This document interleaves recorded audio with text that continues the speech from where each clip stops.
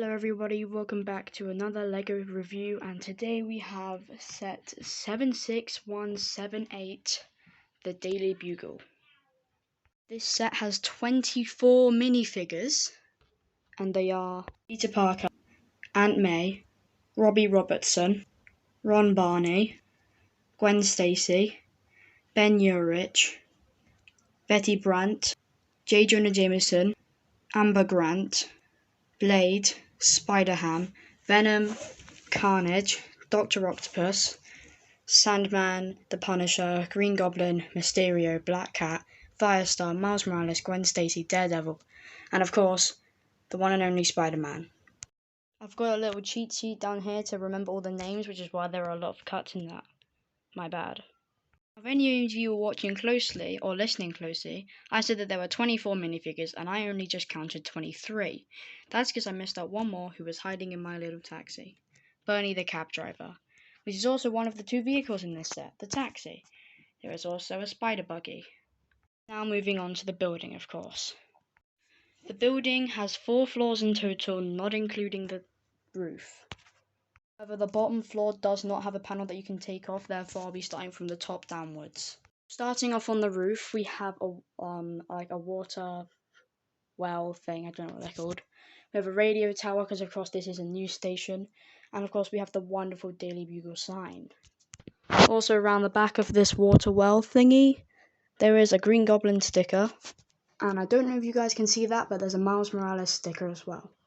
I could have just turned the set around, but I'll be doing that later on. So if you guys want to see those with more detail, wait till later on in the video. Moving on to this floor. On the inside here, we can see J. Jonah Jameson's office full of trophies and unfinished paperwork. And here's Betty Brant's office. Both of these computers contain references, I think, or just little Easter eggs, and I'll go ahead and show those now. It's not very easy to see, but here it says Mr. Cool E. Brock, which stands for Eddie Brock, who of course is Venom. And here on J. Jonah Jameson's computer is him messaging Peter Parker saying, "You're fired." You can also see up here in Betty Brant's office, there's an elevator and this TV screen, which is also this TV screen out front. And I'll show you guys what's on the back later. Moving on to the next floor down, we have Green Goblin's glider smashing out of the front window, which is the most appealing thing on the front, I'd say, other than this. And taking this off, it's actually a lot more stable than the rest of them because this falls off easily and there are a couple of studs helping it stay together. So excuse me whilst I take this off. And here on the inside we can see Peter Parker's office, which I believe is taken exactly from a Spider-Man TV show, but I don't know which one, so if anyone knows, feel free to comment down below.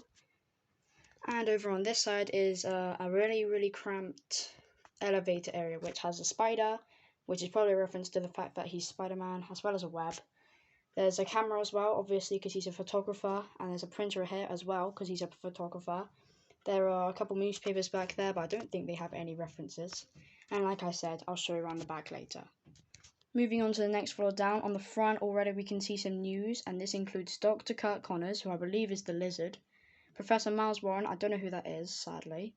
Scarlet Spider, of course, is another Spider-Man from a different universe. Clone epidemic out of control. Is Spider-Man to blame? Of course, Spider-Man's always to blame in his mind. And around the sign there's also Vote Osborn for Mayor. That would be a cool figure. Now on the inside, here we can see an office with a whole bunch of TV screens here. None of them I don't think are really showing anything except for just news reporters. Pretty nice. We got some donuts back here, some newspapers on the wall, a nice elevator. There's 3 office chairs, there's one hidden away back there, and you can see these 2 right here. And on the computer, again, I don't think there's anything very much, just normal computer stuff. Now before I move on to the bottom floor, I just want to say just about every single newspaper in this building has a reference in it. So if you see a newspaper at any point, feel free to pause the video to have a look at what it is. And I will probably do a short video at some point showing all of them off. But that will be hard because I have to pull this apart. And finally onto the bottom floor. This time I'll be showing off a bit more, considering there's also a bit of a pavement here. Starting off out the front, we have a couple plant pots, there's a water hydrant here. And there's a newsstand, which on the inside we can see Wilson Fisk, a couple I Love New York signs, some newspapers as well. Pretty nice. Comics, magazines and postcards.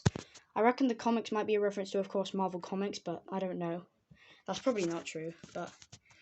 and then on the inside, we actually have a sliding door, which is nice. It's pretty... gets stuck sometimes, but... yeah, it's pretty cool.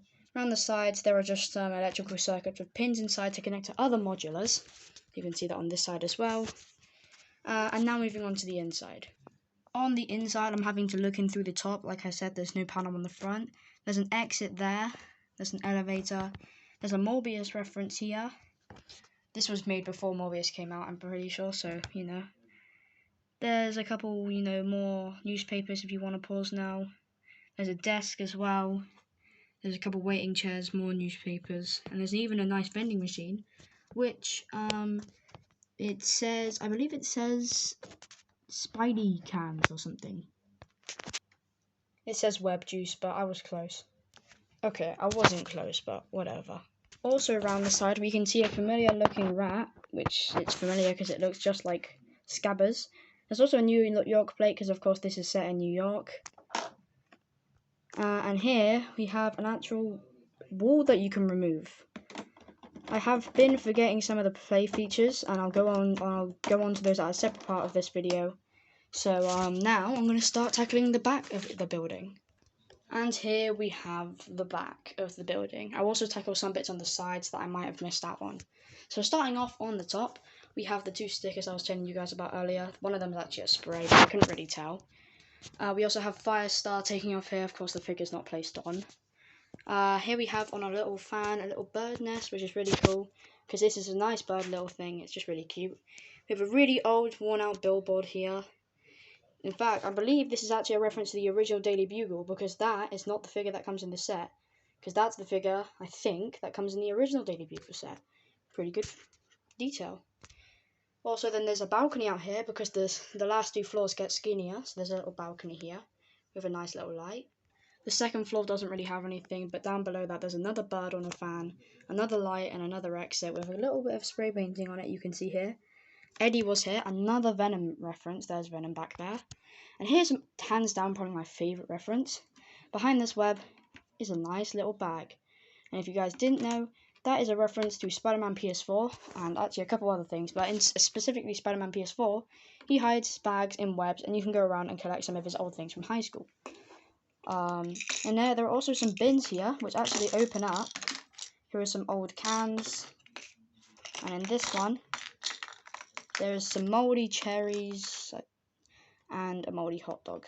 Disgusting. Back here there are some cardboard boxes which surprisingly actually can open. And actually have something inside of them. Now this is hard to open with one hand, but there you go. And like I said, there's also Scabbers, which I already showed off. And around the side, as you can see, there's a fan on the back of the little newsstand. And also, I forgot to mention this, but there's actually an entire fire escape going down the side of this.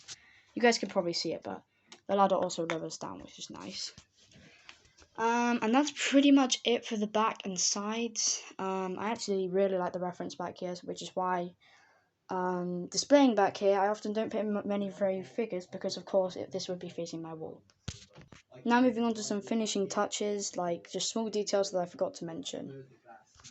So starting off right here, you can see this spinning thing. You can actually attach the buggy to this. That's not going to be very easy with one hand. Yeah, I'll show that in a sec. There it is, just crawling up the side of the building.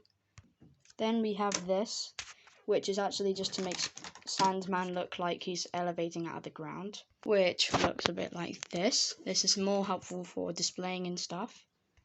I was going to move on to something in a sec, but I literally just noticed that back here you can quite clearly see the ugliness of the inside of the water fountain, of the little cup filler. Come on, Lego. And I think that's about it for all of the details I could put in. I'm now going to put in my personal rating on the set, and I'm also actually going to show you some of my displays.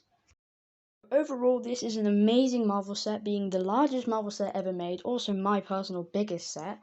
It's amazing, it just looks so good on display here. I think I probably should get a nice display spot, but it's so tall that I can't even fit on my shelves here. This is where I was originally going to put it, but that's actually not tall enough.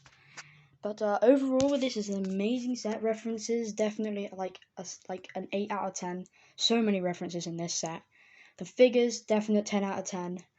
Like, the just overall look, definite 10 out of 10. The only thing I could ever change would maybe be a bit more color, like maybe a different shade of gray at some point, because it's pretty much a massive gray rectangle with glass.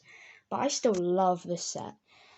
And overall, I rate it a definite 9 out of 10. Definitely. Like, just all of the references. Like, if I don't think I mentioned this Green Goblin is a reference to the original Spider-Man film where he blasts through J. Jonah Jameson's window. Of course, this isn't J. Jonah Jameson's office, but you can swap them about. Of course. But yeah, overall, this is definitely my favourite set that I own. And I love this. It sadly retails for £300. I luckily got it on offer for £260, but I don't even know what that was because this was bought for me as a surprise present using my money. But yeah. But if you guys want to buy this and don't already have it, this is an 18+ set and it has 3,772 pieces. That is a lot of pieces. But now I think I'm going to show you guys the way I display it, which includes some extra figures. Time for the big reveal.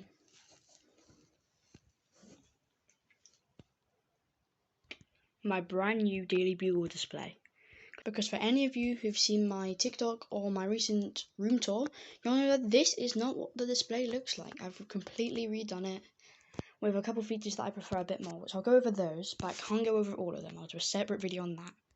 First of all, we have a skill issue. Then we have probably my favourite Spider-Man Noir. I don't know, there's something about him that I just love. Just the amount of rare-ish figures that I have on this display.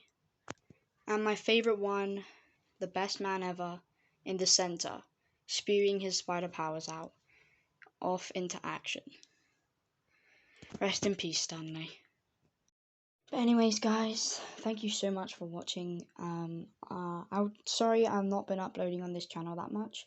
I'm going to try and do it as much more as I can. But as of right now, this is my newest review. Go ahead, check out my TikTok. The link's in the description.